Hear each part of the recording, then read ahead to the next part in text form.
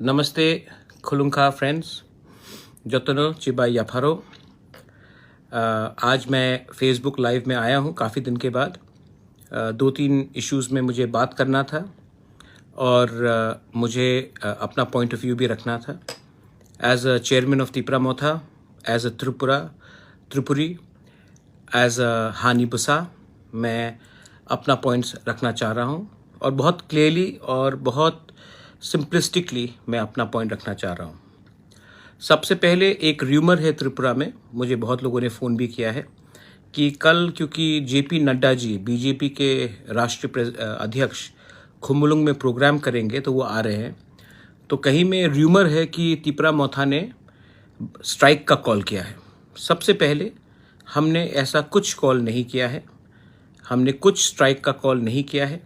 मैं चाहता हूँ कि नड्डा जी आए ग्रेटर तिपरा लैंड में। Welcome to Greater Tipra land JP Nadda ji, हम आपका रिस्पेक्ट करते हैं। आप नेशनल प्रेसिडेंट हैं बीजेपी के, आप आइए। अच्छा है कि आपने अगरतला, उदयपुर और कैलाश शहर से, धर्मनगर से भी बाहर आपने हमारे ट्राइबल एरिया में आने की एक अटेम्प्ट की है, बहुत अच्छी बात है।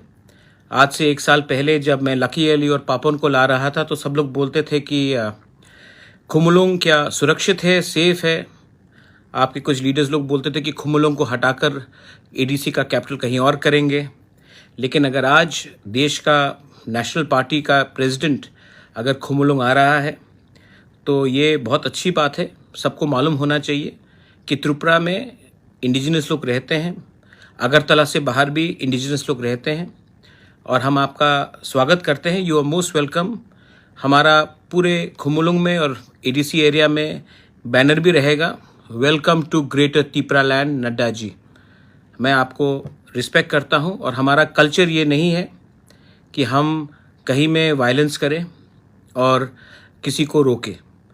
आप आइए और मैं सब तिपरा सास को बोलता हूं जो अटेंड करेंगे, जो बीजेपी से है जो अटेंड करेंगे, कभी कभी अपने दफा के बारे भी सोच लीजिए और नड्डा जी के सामने एक बात तो आप बोल सकते हैं कि त्रिपुरा में तिपरासा के संग 70 साल में अत्याचार तो हुआ है, ये तो आप बोल सकते हैं। हाँ ठीक है, आप एक नेशनल पार्टी में है तो आप तिपरा लैंड के बारे में बात नहीं कर सकते हैं क्योंकि आपके ऊपर प्रेशर होगा, लेकिन ये बात तो आप बोल सकते हैं कि तिपरासा के संग जस्टिस नहीं मिला है हमें। ये आप नड्डा जी को ज़रूर बोलिए।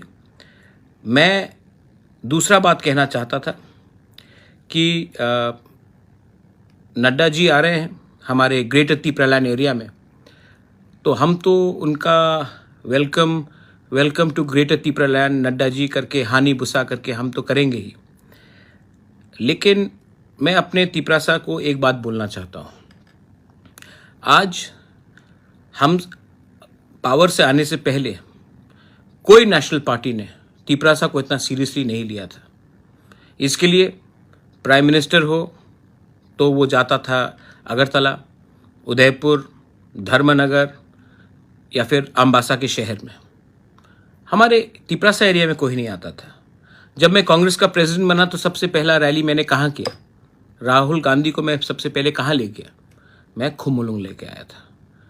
तो अच्छा बात है कि अब नेशनल पार्टीज़ भी बुकुंग बारा को थोड़ा सा इज्जत दे रहे हैं, सम्मान दे रहे हैं, लेकिन ये सम्मान तभी मिला जब हानी बुसा ने अपना अधिकार और अपना पावर सबको दिखाया।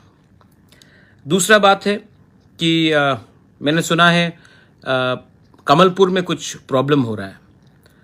सबसे पहले कोई भी व्यक्ति, मैंने ये बिल्किस बानो के केस में भी कहा था, कोई भी व्यक्ति अगर औरत का बलात्कार करने का कोशिश करता है तो वो ना तिपरासा है, ना बंगाली है, ना हिंदू है, ना क्रिश्चियन है, ना बुद्धिस्ट है, ना सिख है।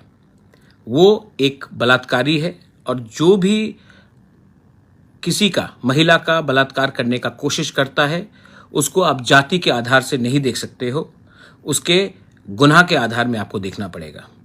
तो अगर किसी ने ये कोशिश किया और वो पकड़ा गया तो वो बंगाली नहीं है, वो तिपरासा नहीं है, वो क्रिश्चियन नहीं है, वो हिंदू नहीं है, वो मुसलमान नहीं है, वो रेपिस्ट, अटेम्प्टेड रेपिस्ट है। तो कानून को उसके धर्म के नाम में, उसके जाति के नाम में नहीं देखना चाहिए, उसके क्राइम, उसके गुनाह के नाम में देखना चाहिए। और मैं अपील करता हूं कमलपुर में कि इसको प्लीज़ हिंदू बंगाली या ट्राइबल बंगाली या मुस्लिम क्रिश्चियन करके मत कीजिए। ये आदमी अगर इसने कुछ गुनाह किया है तो पुलिस को मैं रिक्वेस्ट करता हूं कि आप जल्द से जल्द इसको पकड़िए और इसके खिलाफ कार्रवाई कीजिए। आप गलत लोगों के पीछे भाग रहे हैं। जो महिला का बलात्कार करता है वो अपने फैमिली में भी अपने लोगों को, महिला को इज्जत नहीं करेगा, उनका भी बलात्कार करने की कोशिश करेगा। A criminal is a criminal, he does not have a religion और a community, specially a rapist. दूसरा बात है, आज हमारी मुलाकात हुई रिगार्डिंग 10,323 टीचर्स के इशू में। आज हमने दिल्ली के टॉप लॉयर से with the representative of our teachers आज हमारी मीटिंग हुई दिल्ली में, और केस काफ़ी स्ट्रॉन्ग है। और हमारे लॉयर्स ने कहा है कि हम हिंदुस्तान का सबसे टॉप 3-4 लॉयर्स को लेंगे और ये बात को सुप्रीम कोर्ट में रखेंगे। बहुत पॉइंट्स है जो 10,323 टीचर्स के बारे 2020 के सुप्रीम कोर्ट मामले में नहीं उठाया गया था। ये बात इस बार हम लोग उठाने की कोशिश करेंगे। मैं कॉन्फिडेंट हूँ कि ये मैटर सुप्रीम कोर्ट में एडमिट होगा, और मैं कॉन्फिडेंट हूँ कि हमें देश का कानून न्याय देगा। हमारे टीचर्स जिसका नौकरी चला गया है उनको भी एक मौका मिलना चाहिए, सुप्रीम कोर्ट को मौका देना चाहिए कि उनके दिल में जो दर्द है, इतने लोग मरे हैं, उनको भी रिलीफ मिलना चाहिए। तो ये बात आज दिल्ली में हमारा मीटिंग हुआ है, और हम लोग वकालतनामा में, टीचर्स लोग, रिप्रेजेंटेटिव लोग वकालतनामा में साइन करेंगे और ये मैटर को आगे ले जाएंगे। इसी साल सुप्रीम कोर्ट में ये मैटर को एडमिट करके हम जल्द से जल्द रिलीफ लाने की कोशिश करेंगे। हिंदुस्तान का टॉप लॉयर को हम लोग लेंगे, और इसका पूरा पैसे का खर्च मैं दे रहा हूँ अपने पॉकेट से। मैंने पहले कमिटमेंट दिया था इलेक्शन के पहले कि मैं ये बात को सीरियसली लूँगा, और मैंने ये बात को सीरियसली लिया है और इसका कुछ लॉजिकल कंक्लूजन लेकर आऊँगा।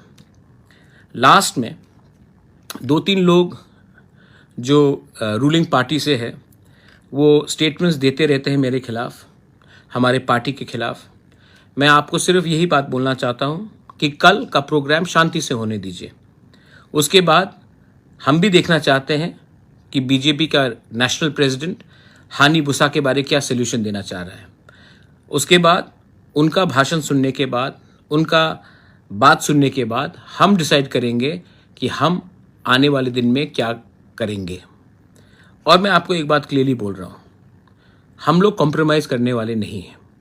70 साल से बहुत कॉम्प्रोमाइज़ हुआ, 70 साल से बहुत लेन देन हुआ। अब हम रेडी हैं मैदान में अपना पावर दिखाने के लिए। हम किसी से कम नहीं हैं, हम किसी से थोड़ा ज़्यादा भी हैं। Tiprasas, don't worry, we are ready, and we are ready to fight for our people, we are ready to fight for our land, we are ready to show that though 2022 and 2023 will be the year of the Tiprasa.